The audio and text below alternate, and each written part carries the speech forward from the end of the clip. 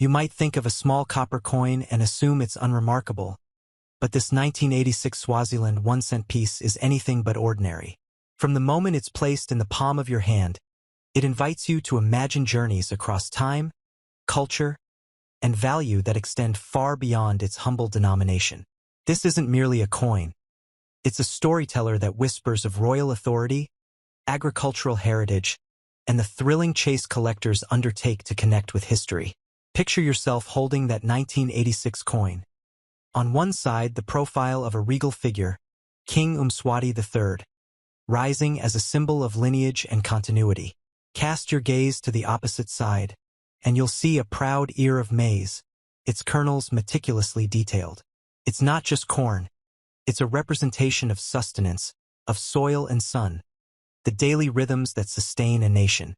In each engraved line, in each gentle curve of metal, there lies the narrative of Swaziland, its people, their monarch, and their fields. Swaziland, now officially called Eswatini, was a land rich in history, culture, and natural beauty. In the 1980s, this small kingdom nestled in southern Africa was navigating the currents of modern governance, balancing tradition with the winds of change. Within its modest economy, the 1-cent coin served a practical purpose, necessary for everyday transactions, a loaf of bread or a small market purchase. Yet even everyday objects can outlive their initial purpose.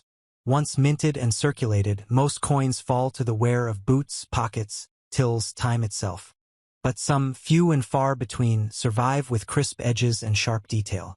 It is these survivors, handed down or tucked away, that capture the attention of numismatists.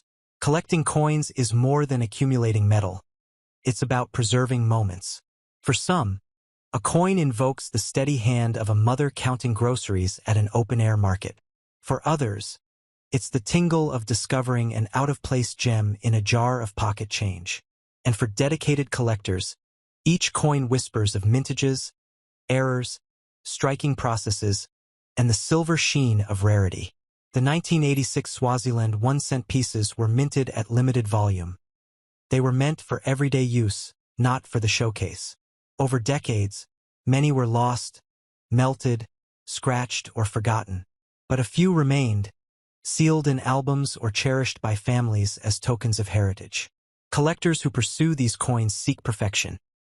Immaculate condition, unspoiled luster, no scratches or handling marks. In coin grading terms, they chase uncirculated or mint-state examples, designated MS60 through MS70 on the Sheldon scale. Finding a coin graded MS67 or higher is rare. Finding one in pristine or gem uncirculated, MS68 to MS70, is nearly miraculous, especially for a low-denomination, utilitarian piece like the Swaziland 1-cent of 1986. The higher the grade, the more intense the interest, and often the more dramatic the price. Imagine a collector's pulse quickening when they encounter an MS68 example. Mirror-like surfaces, strong strike, full original mint tone, no blemishes. In this context, the coin is no longer just a piece of copper. It becomes a trophy. In auction catalogs, it stands out alongside more traditionally prized rarities. And yet, because it's a small denomination from a relatively small country, it retains a certain underdog charm that's incredibly appealing. Consider the journey of one such rare coin, how it might have passed through hands over the years. A local Swazi market stall owner drops it in a jar under the counter along with other coins. A visitor buys carrots and receives change.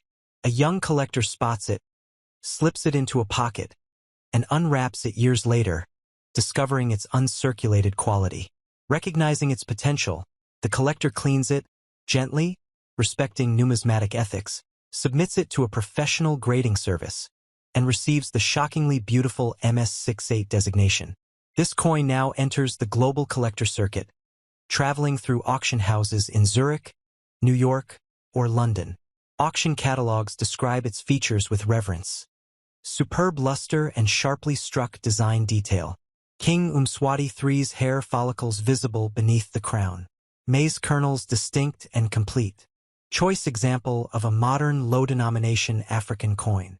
The description ignites excitement among specialists in African coinage, modern commemoratives, and niche collectors hunting offbeat rarities.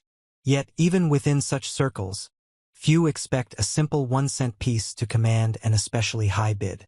That's what makes it sensational when such a coin sells. Not just for a few hundred, but for tens of thousands of dollars. It's this collision between modest face value and extraordinary collector demand that propels the value skyward. There's something electric in that disparity. Think about it, you pick up a coin good for a cent's worth of goods, but in pristine condition it gains value not gradually as the copper weathers into a dull patina, but bursts upward sharply because of pristine preservation plus scarcity. In the numismatic world, such anomalies are prized because they break expectations. They are conversation pieces, portfolio diversifiers, museum highlights. The 1986 Swaziland 1-cent symbolism deepens its appeal. A king's effigy connects to royal continuity. The agricultural motif ties to livelihoods and sustenance. The coin itself becomes a metaphor. Even at the smallest denomination, greatness can emerge given rare preservation and historical context. For collectors, it's poetic justice. Now imagine bidding time. Online platforms or live auctions. The gavel hovers as bidders in Hong Kong and Cape Town vie. Analysts chart the coin's provenance, from private holdings to certified grading listings.